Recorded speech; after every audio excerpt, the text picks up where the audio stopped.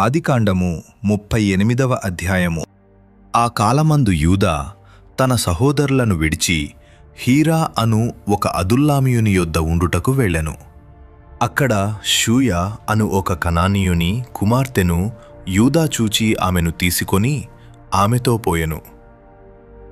ఆమె గర్భవతి అయి కుమారుని కనగా అతడు వానికి ఏరు అను పేరు పెట్టెను. ఆమె మరల గర్భవతి అయి కుమారుని కని వానికి ఓనాను అను పేరు పెట్టెను.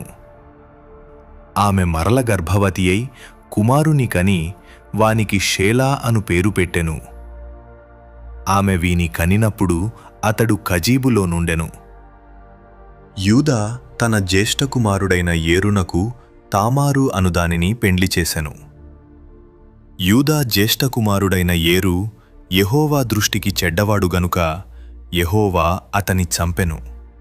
అప్పుడు యూదా ఓనానుతో, నీ అన్న భార్య యొద్దకు వెళ్ళి మరిది ధర్మము జరిగించి నీ అన్నకు సంతానము కలుగజేయుము అని చెప్పెను. ఓనాను ఆ సంతానము తనది కానేరదని ఎరిగి ఆమెతో పోయినప్పుడు తన అన్నకు సంతానము కలుగచేయకుండునట్లు తన రేతస్సును నేలను విడిచెను. అతడు చేసినది యెహోవా దృష్టికి చెడ్డది గనుక ఆయన అతని కూడా చంపెను. అప్పుడు యూదా, ఇతడు కూడా ఇతని అన్నల వలె చనిపోవునేమో అనుకొని, నా కుమారుడైన షేలా పెద్దవాడగు వరకు నీ తండ్రి ఇంట విధవరాలుగా నుండుమని తన కోడలైన తామారుతో చెప్పెను. కాబట్టి తామారు వెళ్ళి తన తండ్రి ఇంట నివసించెను. చాలా దినములైన తరువాత షూయ కుమార్తె అయిన యూదా భార్య చనిపోయెను. తరువాత యూదా దుఃఖ నివారణ పొంది అదుల్లామీయుడైన హీరా అను తన స్నేహితునితో తిమ్నాతునకు తన గొర్రెలబొచ్చు కత్తిరించువారి యొద్దకు వెళ్ళెను. దాని మామ తన గొర్రెలబొచ్చు కత్తిరించుటకు తిమ్నాతునకు వెళ్ళుచున్నాడని తామారునకు తెలుపబడెను.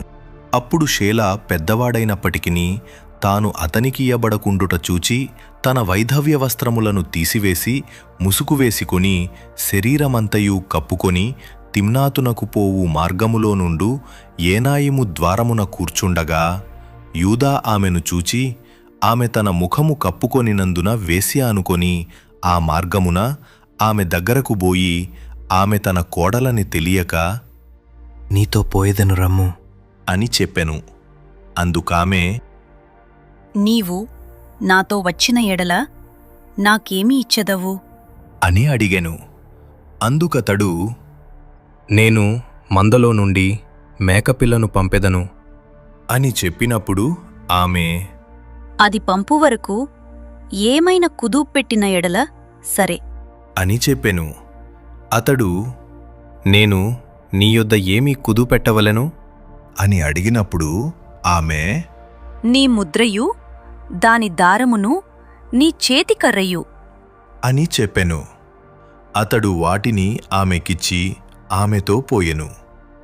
ఆమె అతని వలన గర్భవతి ఆయెను.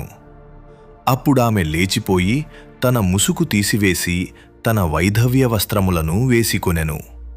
తరువాత యూదా ఆ స్త్రీ యొద్ద నుండి ఆ కుదువను పుచ్చుకొనుటకు తన స్నేహితుడగు అదుల్లామీయుని చేత మేకపిల్లను పంపినప్పుడు ఆమె అతనికి కనబడలేదు.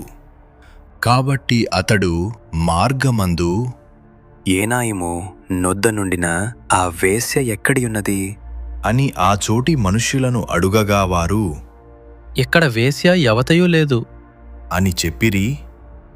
కాబట్టి అతడు యూదా యొద్దకు తిరిగి వెళ్ళి, ఆమె నాకు కనబడలేదు, మరియు ఆ చోటి మనుష్యులు ఇక్కడికి వేశ్య యవతయూ రాలేదు అని చెప్పిరని అనినప్పుడు యూదా, మనలను అపహాస్యము చేసెదరేమో, ఆమె వాటిని ఉంచుకొననిమ్ము. ఇదిగో, నేను ఈ మేకపిల్లను పంపితిని, ఆమె నీకు కనబడలేదు అనెను. రమారమి 3 నెలలైన తరువాత నీ కోడలగు తామారు జారత్వము చేసెను. అంతేకాక ఆమె జారత్వము వలన గర్భవతి అయినదని యూదాకు తెలుపబడెను. అప్పుడు యూదా, ఆమెను బయటికి తీసుకొని రండి, ఆమెను కాల్చివేయవలెను అని చెప్పెను. ఆమెను బయటికి తీసుకొని వచ్చినప్పుడు ఆమె తన మామ యొద్దకు ఆ వస్తువులను పంపి, ఇవి ఎవరివో ఆ మనుష్యుని వలన నేను గర్భవతినైతిని. ఈ ముద్ర, ఈ దారము, ఈ కర్ర ఎవరివో దయచేసి గుర్తుపట్టుము అని చెప్పించెను. యూదా వాటిని గురుతుపట్టి, నేను నా కుమారుడైన షేలాను ఆమెకియ్యలేదు గనుక ఆమె నాకంటే నీతిమంతురాలని చెప్పి మరీ ఎప్పుడునూ ఆమెను కూడలేదు. ఆమె ప్రసవకాలమందు కవలవారు ఆమె గర్భమందుండిరి. ఆమె ప్రసవించుచున్నప్పుడు ఒకడు తన చెయ్యి బయటికి చాచెను గనుక మంత్రసాని ఎర్రనూలు తీసి వాని చేతికి కట్టి, ఇతడు మొదట బయటికి వచ్చెను అని చెప్పెను. అతడు తన చెయ్యి వెనుకకు తీసినప్పుడు అతని సహోదరుడు బయటికి వచ్చెను. అప్పుడామె, నీ వేల భేదించుకుని వచ్చితివి అనెను. అందుచేత అతనికి పెరెసు అను పేరు పెట్టబడెను.